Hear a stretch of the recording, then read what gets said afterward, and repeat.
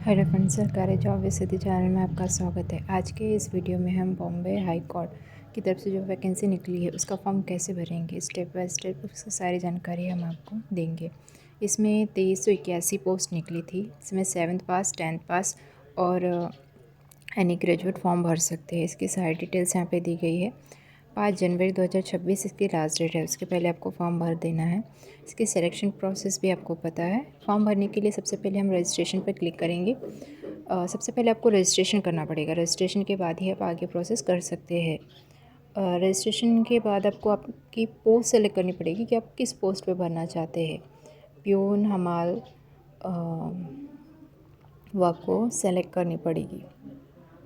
इस पर आप टिक करेंगे तो ऑटोमेटिक सिलेक्ट है, वहीं से हम सेलेक्ट कर सकते हैं।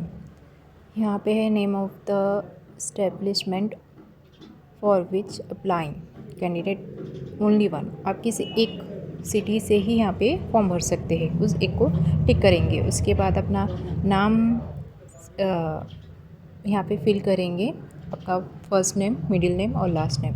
महाराष्ट्र के रिज़ल्ट में सरनेम मिडिल में होता है, तो इस बात का आप ध्यान रखें नाम भरते समय कि मिडिल में आपका पापा का या फिर आपके पति का नाम आएगा, लास्ट में आपका सरनेम आएगा।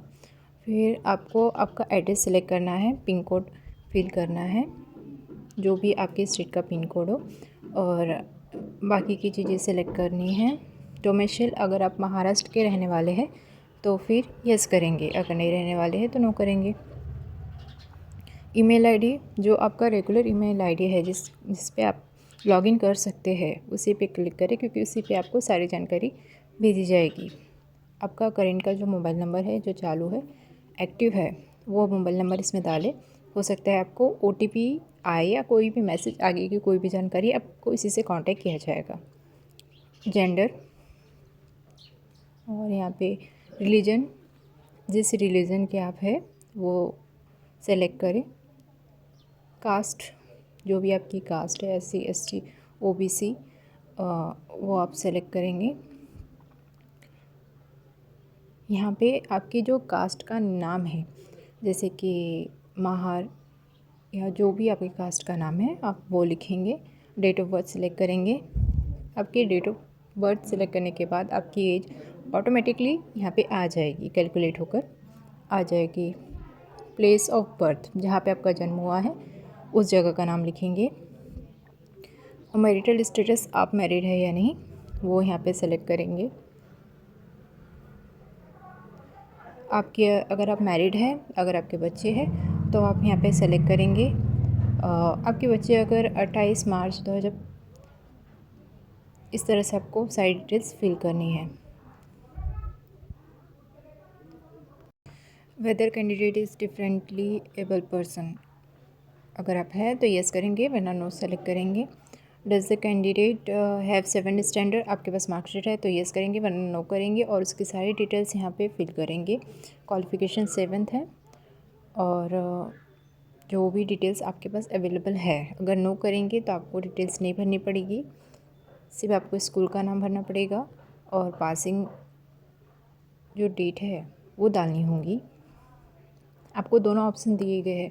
अगर आपके पास 10th की मार्कशीट नहीं है तो भी कोई प्रॉब्लम नहीं है, वैसे आप इसमें फिल करके अपना डाटा डाल सकते हैं। फिर हम ऐड करेंगे। इन सब डिटेल्स को ऐड करना ज़रूरी है, वरना ये सारी डिटेल्स कैंसिल हो जाएगी। तो ऐड पे क्लिक करके इसको कंफर्म करेंगे और आगे की डिटेल्स भी इसी तरह से फिल करते जाएंगे। जो भी डिटेल्स आपके आगे की है, 7 के पास में डिग्री, डिप्लोमा, 10th और 12th, सारी डिटेल आप इसमें फिल कर सकते हैं। ऐसे ही एक एक करके हमको ऐड करते जाना है।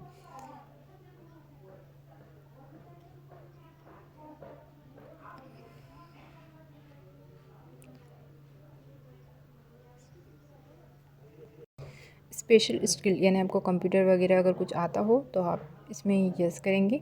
लैंग्वेज आपको तो सारी, नॉर्मली सभी को सारी लैंग्वेज आती है, तो आप सब पे टिक करेंगे कि इंग्लिश, हिंदी, मराठी। ये कॉमन लैंग्वेज है महाराष्ट्र में, मराठी तो कॉमन ही है, तो सभी को नॉर्मली आती है, तो आप तीनों पे क्लिक करें। अगर आप कोई गवर्नमेंट एम्प्लॉय है तो यस करें, अदरवाइज़ नो करें। सारी डिटेल्स पढ़े candidate enrol with name employment exchange, इस पर भी आप नो करें। सारी चीज़ों को पढ़ते हुए जाए और फिर जैसे आपकी इन्फॉर्मेशन है उसके हिसाब से यस और नो पे को सेलेक्ट करें।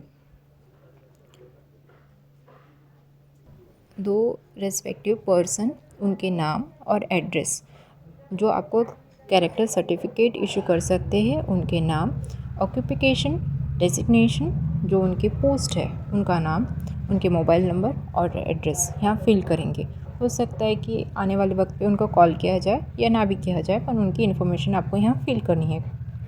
और यहाँ पे आपको पेमेंट किस तरह से करना है उस मोड को आप सेलेक्ट करेंगे और डेट डालेंगे। अमाउंट आपको पता ही है, 1000 रुपये इसका अमाउंट है, फ़ीस है। और यहाँ पे आपको अपनी फ़ोटो डालनी है, सिग्नेचर अपलोड करनी है और जो कैप्चा दिया गया है उसको एग्जैक्ट जैसा लिखा है वैसे ही फिल करेंगे। और आई एग्री पे क्लिक करने से आपका फॉर्म सबमिट हो जाएगा। फिर आपकी फ़ीस की प्रोसेस बचेगी। यहाँ पे आपको फ़ीस आप किस तरह से पेमेंट करना चाहते हैं उस मेथड को सेलेक्ट करेंगे। जिस भी मेथड से पेमेंट करना आपको इजी पड़ता हो, फ़ोन पे, गूगल पे, भीम ऐप, जैसे भी आप वैसे ही यहाँ पे सेलेक्ट करेंगे और मोबाइल नंबर डालेंगे और बाकी की डिटेल सेट करेंगे और यहाँ से पेमेंट का प्रोसेस कंप्लीट हो जाएगा। पेमेंट होने के बाद आपका फॉर्म टोटल फिलअप हो जाएगा।